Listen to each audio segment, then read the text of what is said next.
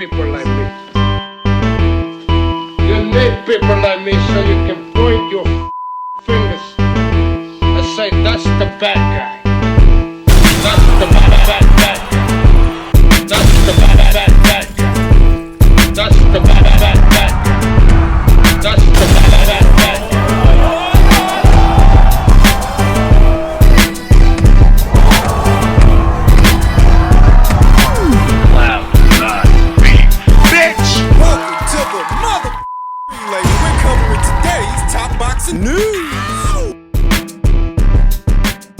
Okay, we'll start with this, a second look at MVP's recent signing of three-weight world champion Yokasta Valle. Fantastic signing, if I do say so myself. And I do. The three-division and reigning WBC 105-pound champion has become the latest, highly touted boxer to join the growing most valuable promotions roster.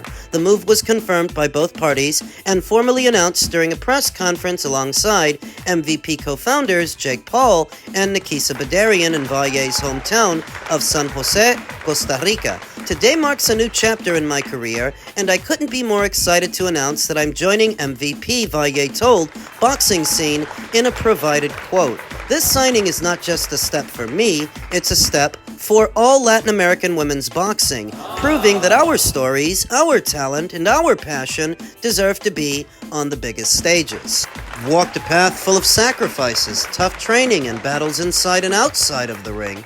Every punch, every victory, and every setback has prepared me for this moment. Valle, 33-3 with 10 knockouts, joins her younger sister Naomi, 14-0 with 9 KOs, a rising junior flyweight, and also an aspiring pilot who signed with MVP earlier this spring. She was previously with Golden Boy Promotions and enjoyed 2 title reigns under their banner. All involved parties agreed, however, that a move to MVP was in her best interests. Her new promotional team could not be more thrilled with that decision. Yokasta Valle is a trailblazer and one of the most accomplished and respected champions in boxing, and she's just getting started, Badarian and Paul said in a joint statement.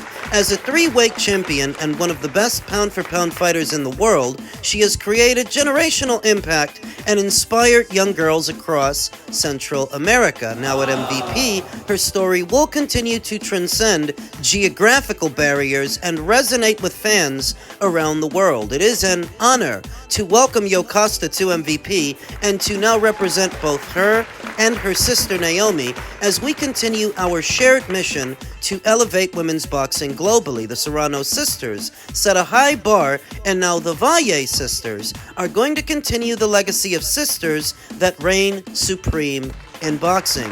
Far and away, the face of boxing in Costa Rica, Valle has proven to be so much more than just a boxer outside the ring. She and her longtime manager, Mario Vega, had Yoka Sports and Boxing Promotions, a venture designed to create opportunities for the next generation of fighters, especially women. Valle is also a model and brand ambassador for Vaseline, Colby, Grupo Mutual, Dexterto, and Cherry, among other products. Additionally, Valle previously released her own Yoka perfume. All told, the joint venture with MVP could not be a better fit for the modern-day Renaissance woman. MVP has shown they believe in women and in our ability to fill arenas and break barriers, and I'm here to leave my heart in every fight, noted Valle. Thank you to MVP for believing in me, to my team who never let go of me, and to all of my Latino people who have supported me, no matter the distance.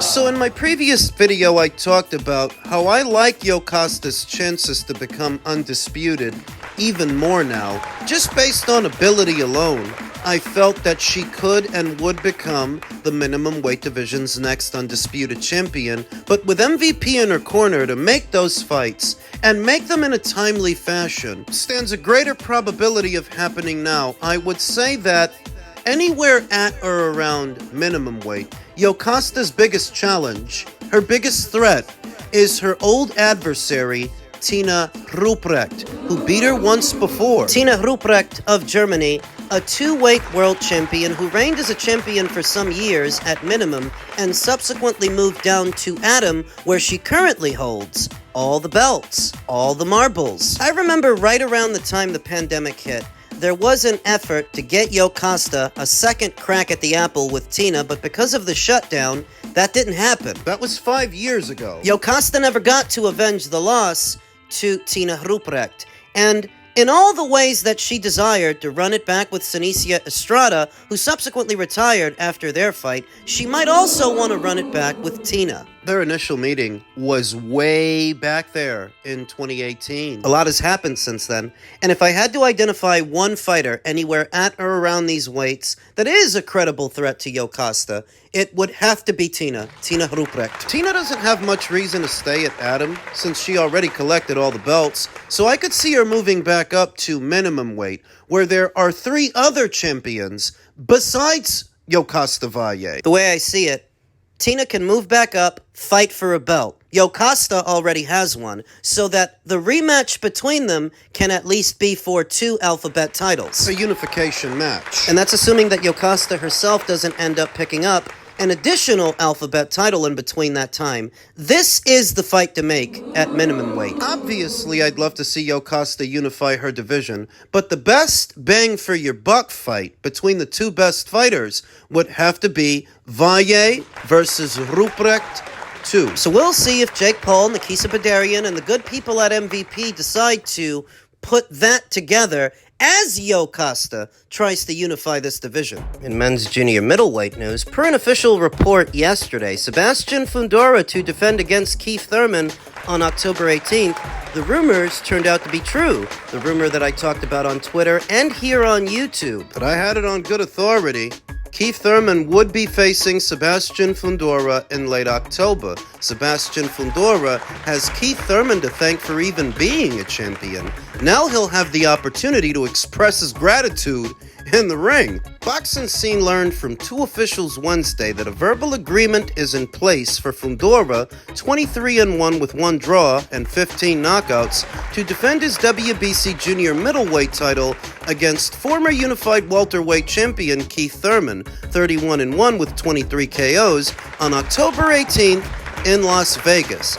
Another tentative date that they're playing with is the 25th at the MGM. Should anything impede them fighting on the 18th. Fundora repeated his win over Zhu by way of a 7th round knockout on July 19th after knocking him down in the very first round and battering him with punches before Zhu quit on his stool.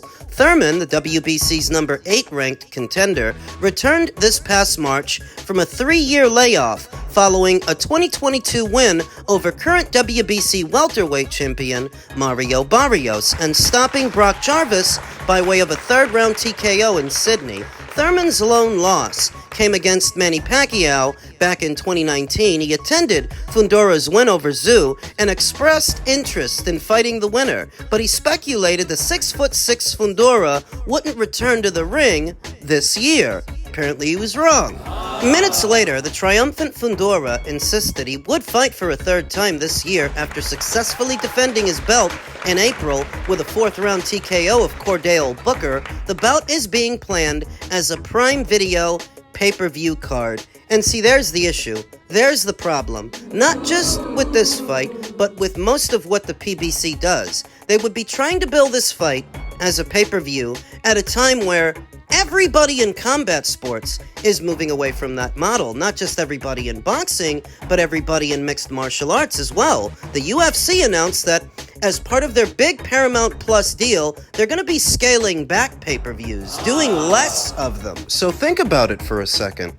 You're trying to bill Thurman versus Fundora as a pay-per-view wedged in between Canelo versus Crawford and Benavidez versus Yard that are not pay-per-views, and those bouts comparatively are bigger, much bigger than this one. Canelo versus Crawford in September, Thurman versus Fundora presumably in October, and Benavidez versus Yard in November. You figure that they're going to charge what they usually charge for a pay-per-view, approximately $80, at which point the consumer is going to ask themselves, why the hell should I pay that when I didn't have to pay that for Canelo versus Crawford or Benavidez versus Yard? Not having the same financial standing that they used to on Fox or Showtime, the PBC very much bills these fights as pay-per-views out of necessity at this point. They don't have the same budget that they used to, but that doesn't make it any better to the consumer or any more appealing. If that's the only reason they're billing it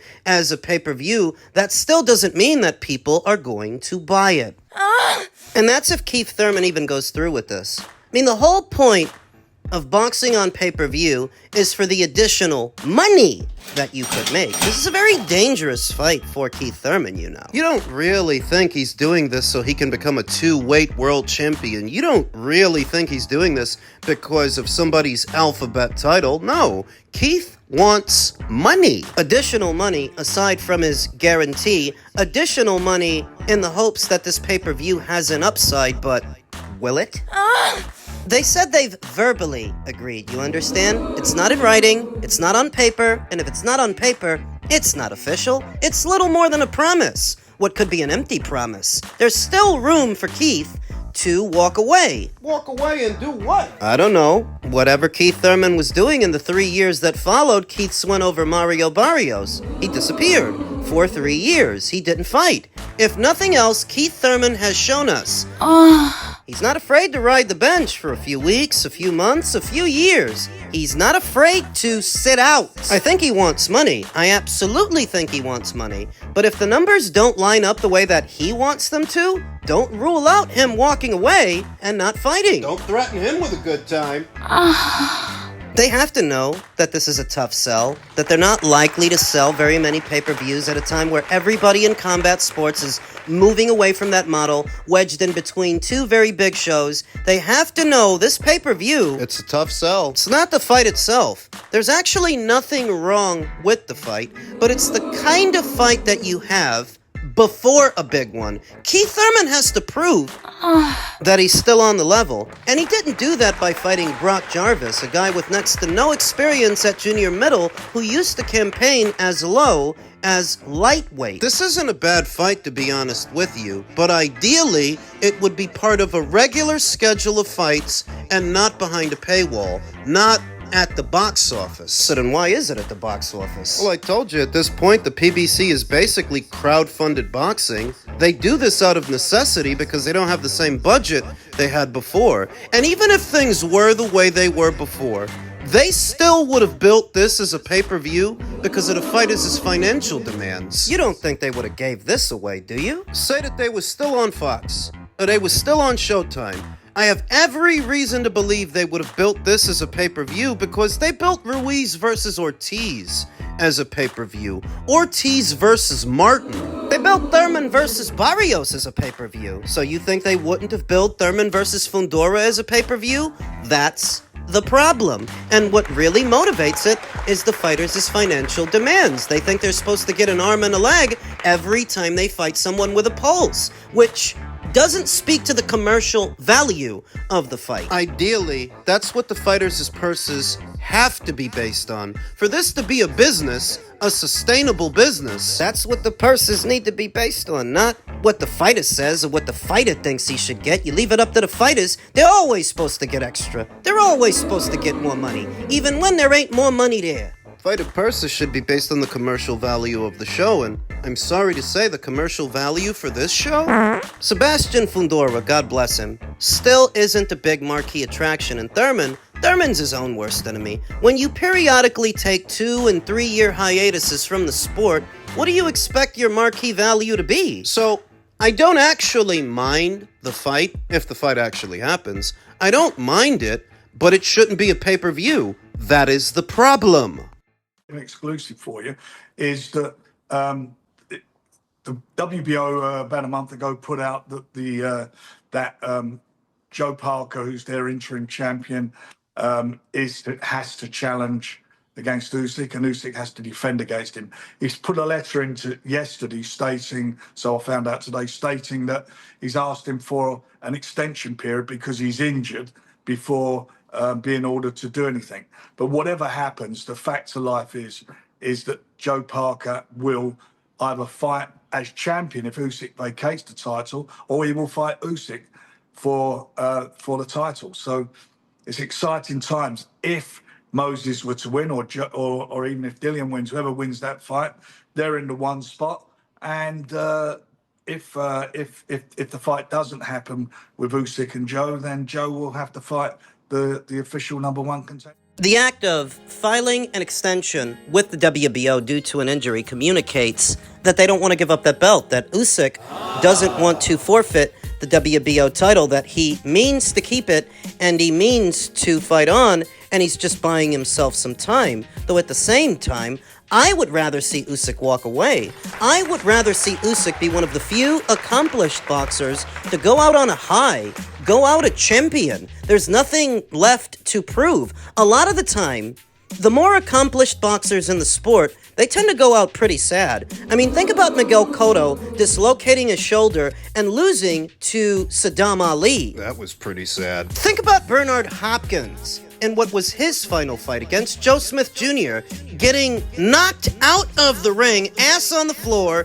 feet in the air. That was pretty sad, too. What I've noticed in all my years as a boxing fan is that it's the more accomplished fighters that don't know when to quit while they're ahead, don't know when to call it a day, don't know when to retire, so the sport retires them. You think Joseph Parker would retire Usyk? No, actually. I would give Usyk very good odds to beat Joseph Parker if that fight is next, and if that fight is in the next 12 months. But what else is there to do? What else is there to prove? You can fight Joseph and beat him for good measure to diversify your resume, but you already beat all the top guys. You beat the guy that beat Joseph first in Anthony Joshua. You beat the guy that beat the guy. You beat Tyson Fury, who beat Dillian White, who beat Joseph Parker. See what I mean? So you can do it. You can do it for good measure. You can do it because Joseph Parker, in this era that is now coming to a close, has been a world champion and still is one of the top guys around. You can do it, but you really don't have to. And the opportunity to retire on a high means more to me than that. The nature of the injury is, I'm not sure that bit of it was not disclosed by Frank Warren. What did Usyk injure? His shoulder, his elbow, his hand? Not sure. But from a boxing fan's perspective, I would rather see Usyk go out an undisputed champion, unbeaten, retiring on a high, than continue to roll the dice longer than he needs to. And you would rather see the WBO title go to Joseph? I would. I'm ready to see a new assembly line of world champions. I'm ready for the reset button to be hit in the heavyweight division so we can start all over. And so those belts are in circulation, because when one guy is holding all of them, that means all these other contenders are descending upon him. And he can only fight one of them at a time. Heavy is the head that wears the crown, but he can only fight one contender, one challenger at a time. Usyk is 38. I very much like the idea of Joseph Parker being elevated to full champion, because then he can take on Fabio Wortley. Then he can take on Agit Kabayel or somebody else. Moses Atelma, when the time comes. I'm ready to see new fights and fresh faces. Usyk doesn't have anything left to prove anymore.